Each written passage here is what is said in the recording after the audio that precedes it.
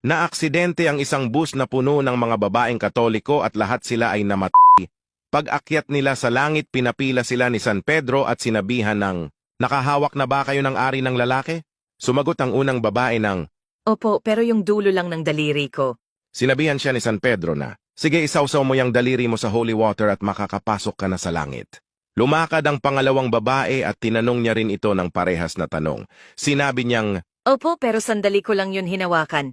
sinabihan siya ni San Pedro na isawsaw niya ang buong kamay niya sa holy water at pwede ka na pumasok sa langit.